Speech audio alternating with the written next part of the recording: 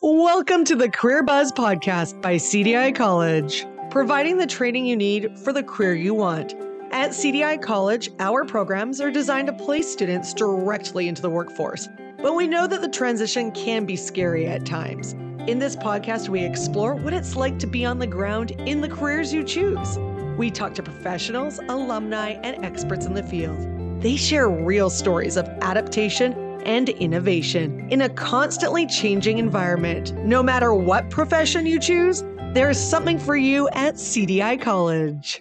Okay, so I'm really excited. I'm with CDI College again. This time around, we're exploring all the wonderful careers options that they offer at CDI College. So I'm excited to dive into different industries that I don't know anything about. Like, my background is broadcasting, but I really want to know more about the different careers that are out there, especially after COVID. I know a lot of us have kind of started thinking of different jobs to jump into, and CDI College offers a variety of programs. So today we're going to talk to Kelly. And Kelly, how are you so far? I'm doing well. How are you doing? I'm doing great. Can you tell us a little bit about you? And I always like to know everyone's journey, the Kelly story, as I call it. Kelly story. Well, I'm a happily married mother of 4 children, 3 fur babies, 2 cats, and a dog, and the instructor of the Addictions and Community Support Worker program here at CDI College. Awesome. And I'm really excited to talk about the Addictions and Community Service Worker program that CDI College has to offer, because I think it's a very unique program. As I was trying to prepare for this interview, I was taking a look at all the different qualifications you need, and of course, just what makes the right person for this program. So can you tell us a little bit about what type of person you need to be in this type of role? To be in this type of role, you really need to be a really empathic, caring person and want to make a difference. You want to be there to help people. I find a lot of my students come in, that's their answer when I ask them why they're joining my program.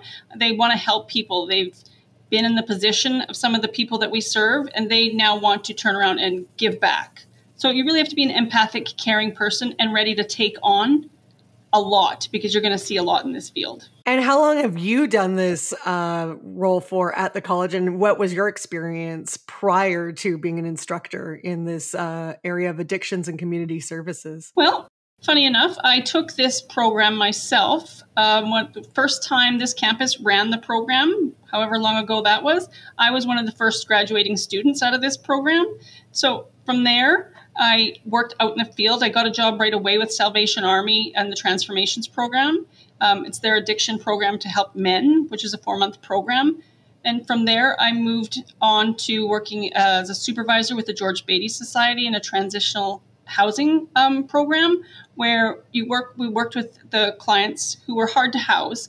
And they came in off the streets, and we got them a roof over their head, and then we addressed their addiction and mental health issues and got them the help they need that way. So just got them off the street and got them security, some sort of security for themselves. And after that, I worked and ran the sober living home for Catholic Social Services. It was called the Alpha House, where I worked with 9 men and worked with them building their relapse prevention plans, helping them to find volunteer work or to go back to school, find employment, whatever they chose to do or what they planned to do coming out of recovery. And from there, we did meetings, 12-step meetings once a week. And we also did recovery meetings once a week, where we just worked on what issues and things that they were facing, the barriers and obstacles that they had to deal with coming out of recovery and back into society again. And we just worked through that and helped them, find their way back to an independent member of society, really. And we worked with them they were in the program for a year, and then they moved on. We helped them find housing after that. And what drew you to this particular career? Because it's something that a lot of people probably don't think of or even know that it's offered out there. What made you want to start this journey? Well, I come from a family many of them struggled with addiction and mental health issues, but never really knew that there was support out there, never really knew that help could be found for them. They really came from the mentality that, just keep it quiet and keep it shoved down and it'll go away. And they just continue to use or continue to struggle with their mental health issues and didn't get the support that they needed. And I couldn't understand, growing up as a child, why this was happening. So I wanted to get into this field just to find my why. And it's my constant search for why. I still today am trying to find that answer. And I find through working with my students every day and helping them on their journey, slowly but surely, I'm finding the answers that I need, but I think it'll be a continued search for me because I'm never going to have all of the answers. I don't think any of us will ever have the answers. And I think you mentioned something important is the why. Why are you doing this? And I think for this particular program, what I was researching was you need to have a lot of passion for this role because it's not always going to be an easy job. It can be a rewarding job, but it's not going to be an easy job all the time because you're dealing with people and you're dealing with people in some really tough situations. Yeah, they're coming off the streets, and a lot of them have never known anything from the street, but besides the street, and helping them find that they can, have their own place. They can, get a job, and they're worthy. A lot of them just don't think that they're worthy, and that's why they stay on the streets. They don't seek help. And once they find out that it's available and they can access it, they become a whole new person. Like life is possible for them. They're just living at the circle of, trying to find a place to eat, trying to find a warm bed at night, and not knowing that there is help out there. And it's so good to be able to be working with students to teach them how to work with the people that we serve in order to help them, to see the awakening in my students' eyes when they feel that fulfillment that they get from helping their first client. It's amazing. And I always get emails back telling me, thanking me for all of the, knowledge and experience that I passed on to them, helping them through the program and supporting them through the whole 11 months that they're with me so they can do this because they found their passion. It's an incredible feeling. Something that you probably can't describe. You have to definitely live through it in order to experience it. And we mentioned some great examples there of what you do, but just for people that maybe aren't aware exactly of this program, what is an addictions and community service worker? Because I think sometimes as soon as we hear the word addiction, we go straight to drugs, but I know there's different types of addictions too. There's food addiction. There's eating disorders that are also considered an addiction. There's sex addiction. There's so many different addictions that people automatically, you're correct, go to drugs and alcohol. But there's so many different types out there. And through our program with the Addiction and Community Support Worker program, we offer a generalist training. So we touch on, a little bit of everything that they're going to face out in the field. So we touch on psychology. We talk about psychology, and we talk about interviewing techniques, introduction to treatment planning and intake procedures. We talk about the fundamentals of addiction, which is my favorite module to teach. We run the whole gamut. Like you get to touch and learn a little bit about everything. And I also throw in, I have found and used a lot of the online free programs that I've found. I researched to find free programs just because some of my students are coming from a place where they don't have a lot of money to continue on with schooling. So I offer them free programs that I too have taken myself and offers them more education and more eye-opening experiences. And from that, they move on to successful careers. What are some types of jobs that people go on to do afterwards? Because again, I think right away we see addictions and community service worker program. So my assumption is just like we're working with people that are recovering alcoholics and drug addicts, but that's not the case. There's many different opportunities after you complete this program. You can go become a support worker in a treatment facility, or treatment centers. You can work in detox facilities. You can also work with people with disabilities coming out of this program. So working with Robin Hood organization is one of our practicum sponsors that my students will go on and work with just people with disabilities and have fulfilling careers that way.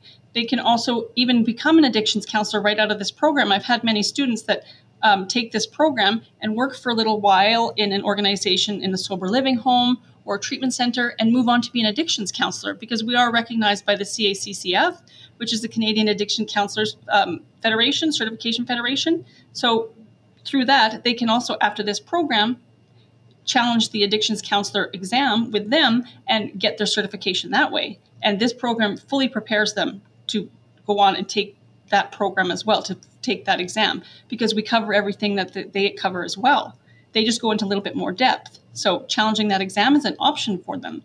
There's many different careers that they can foresee coming out of here. They can work in schools. I've had students of mine work in schools as education assistants for working with younger children, or working in high school with adult children. Like there's many, many different options that they can foresee coming out of this program. Yeah, I think that's something like with any industry, we just hear the title of the course and we think of one specific job. But that's why I like CDI College is the fact that just because you take a course doesn't mean there's only one position. There is many different options under that umbrella of whatever area you are studying. It's such an excellent program for people wanting to start out in this field, because they come out with just, information about every different aspect of this field. They have a little bit of training in every little aspect of this field, and they gain more, and it opens doors. They gain more working out in the organizations that they start with, and they move up very quickly.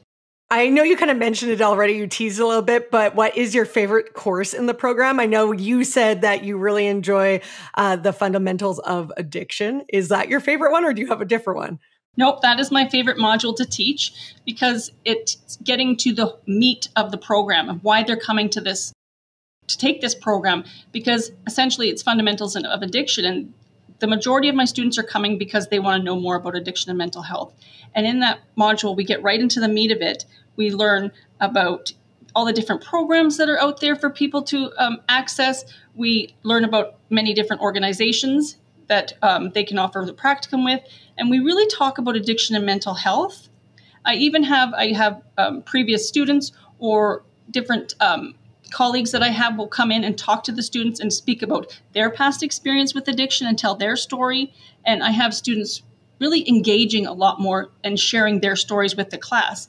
And with that, we end up with a really close-knit group and great friends coming out of this program because of the engagement and the closeness that seems to happen in our program after that module. It just happens all the time, and we move forward so successfully after we take that module. That's why it's my favorite module to teach. And obviously, you've lived this program before, and you've done it, and you're very passionate about it. And I love that about you. And I can really tell, like, you'd be a teacher that I'd want to sit and listen to because you've lived it. How do you feel this program prepared you for the job that you do now, and then even eventually to get you to being an instructor? When I first finished my practicum, which was amazing, I got to work at the Alberta Hospital here in Edmonton. But when I first finished my practicum and I was starting out to try and find a position, to find employment, I did the hard work. I put the resumes out all the time. I was checking the job leads and, talked to the career services team here and the education manager here. And they really focused on getting me the job leads to what I was interested in. And through that, I got a job right away out of practicum, and really enjoyed my practicum and enjoyed my first job and moved on from there. And all of that experience that I gained, because I kind of run the gamut of things that I learned about when I was working out in the field and met so many people to gain that experience. The CDI actually approached me afterwards to fill a position, to come to work, and just because I've worked here before, and I stayed in touch with my teachers, and I stayed in touch with the colleagues that I have here now. And through that, they offered me the position here. So you never know where you're going to end up. And it's important, like you said, a lot of your class or your students make a lot of great relationships and friendships in the program. So again, that's my biggest advice to tell to anybody in any career is, like, the more people you know and you can connect with, you never know where you're going to be job-wise. Exactly. Exactly. And that leads me to the next thing, which is because you see it all the time. You see a lot of students graduate. Do a lot of them get jobs? Because I think that's another thing about education. A lot of people want to make sure that they're in a program that they will be able to get a job after they put in the work. Right now, we're sitting at about 85 to 90% of our students either are hired right out of the gate with their practicum. I've had students that work their practicum for a couple of days and are offered a full-time job, so they get a paid practicum. But yet 85 to 90% of our students are hired right away, right out of practicum. So, the job placements are there. The demand for our students is so high right now, especially, coming out of the pandemic. There's people coming out and, not even understanding or realizing that they have addiction and mental health issues coming out of this pandemic. But after so much isolation, like 2 years of isolation, staying at home, sometimes alone, they come out and try to head back to work and don't even know they're dealing with the mental health and addiction issues until they get into that public setting again. And once they're in that public setting again, they're realizing that they're struggling to cope outside, like in the real world again. Or they come to see that they cannot function without 2 or 3 drinks that they had while they were at home to quiet the silence. So the demand for our students is really high right now. So finding a job is really quick. They're really, really quick coming out of our class. And maybe you haven't had any experiences with addictions or any other areas in the addictions and community service worker program, but this seems really interesting to you and you are a real empathetic person. What would you say to somebody that's kind of thinking about it, but maybe they're not sure they're the right fit for this program? Really take the time and research this program. Like do all your research online, and really you can find everything our modules are about online. Or if you contact our admissions team, they will spend the time with you and talk with you. And you can even come and talk to me and spend the time with me, spend a couple hours with me if you need to, and we can discuss the program in depth and what you're really looking for and see if this program's a good fit for you. And from there, if you want to still continue to take the program, we can set you up to get started right away. And sometimes people are like, you know what, this is too deep for me and I don't think I can handle this right now. And they take a step back. But most of them eventually come back. They their interest is piqued or when we're having our conversations. So sometimes it scares them off a little bit, but sometimes, most of the time, they come back. That's great. And something else that I was thinking about too, of course, COVID, the big elephant in the room, as we've all gone through it. It's been really hard on a lot of our mental health. But I would assume too, this job, even before the pandemic, can sometimes be very hard as you're doing it on your own mental health because you're witnessing things that maybe you've never dealt with before. How do you continue to do this job and carry on the light that you're giving me right now and the passion? Do you do any self-care practices? Oh, absolutely. I have a really strong support system at home with my husband and my kids, and they know sometimes when I come home that I need to de-stress. So, you know what? Sometimes I just have conversations with my husband about anything, just to have a conversation about something else besides school. And I also color to de-stress. I spend a lot of time coloring because it really I zone out and I take that time away from everything in the quiet and I color. I also enjoy watching my children play the sports that they love. And I too play ladies fastball, which I've been playing since I was 5 years old. So those are the things that I do to keep myself sane. And of course, like everybody always says, have a nice bath. I do that as well. But making sure to keep up with my self-care is vital to providing my best self for my students each and every day. We also have a wonderful support system here at our campus, like I say, with the student services team and our education manager. Her door's always open. And if we need anything, they're there. Leave a quick chat, sometimes a hug. Sometimes you just need a hug after a long day working with our students. And they're always ready and willing to help. I love that. And I love the work that you guys do. And this can be carried on into practices for any job. We really, I think after COVID learned it's so important to give ourselves self-care. And sometimes we don't realize that we're heading towards burnout or we're depressed because we're feeling what's going on in the world. So it's really important to just really focus on ourselves. So I think a lot of people could take what that you do and not necessarily have to do what you do, but can use it and put it into practice. Any advice for students that are maybe taking this program and are feeling a little stressed too, because, you know, school can be stressful or they're heading out onto their internship and maybe again, they're witnessing things that they never thought they'd have to deal with. How do they keep themselves mentally healthy? Absolutely. We talk about this in depth a lot of times in class. And I stress it throughout. I have a little bit of a conversation through every module just to check in and see where my students are. I do one-on-one check-ins with them 3 to 4 times during the program just to see where they're at. And if they're struggling with anything, we can talk about it. And I also talk to them about communication. Communication is key. So whether when they're in class, having that conversation with me, communicating with me, and keeping things open so I can understand where you're coming from. And I can give you that leeway if you're struggling with something, or I can help you and get you the resources you need to connect with the help that you need. And I also understand that they have a life, and sometimes life gets hard. I know life gets hard for me too. And they might not have anybody to reach out to in those times.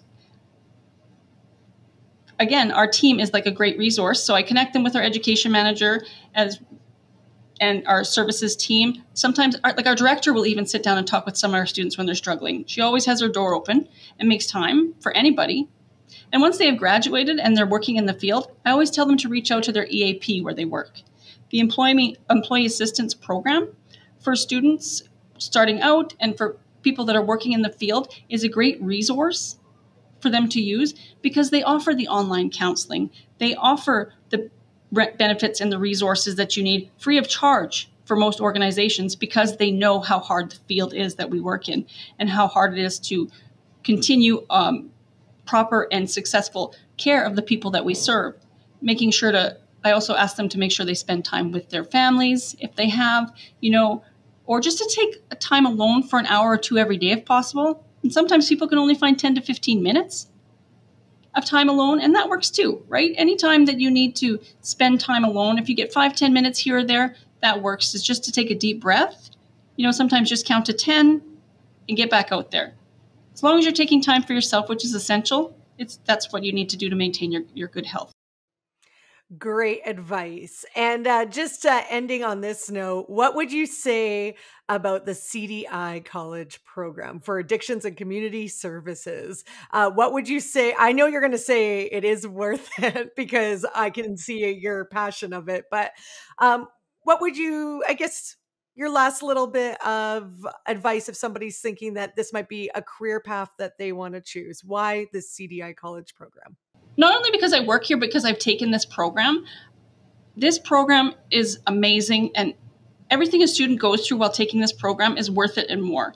There's going to be tough days. I can't tell you that it's going to be all, smelling the roses and great all the time. You'll be happy and, successful throughout. There's going to be tough days, but you'll get through them with a little hard work, and you're going to come out as a graduate of the Addictions and Community Support Worker program with a diploma. Some people have never had a diploma. And then they're going to move on to help so many people in that time and make changes that they want to see in this field in the career.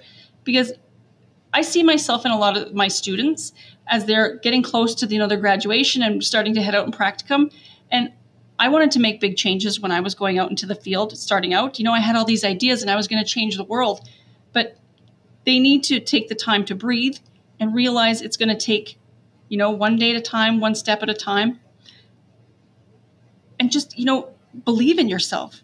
Working with people every day, helping them to make changes they need to get their lives back, to become, like I said, independent members of society for the first time or the first time in a long time, or helping them work through years of trauma and come out on the other side a healthier and finally happy person. People have struggled with, finding their way. And if you can be that one person to help them find their way, even, some people are trying to get their family and their kids back. They haven't seen them in years. They're coming out. Sometimes people are coming out of prison, and you're helping them get their lives back.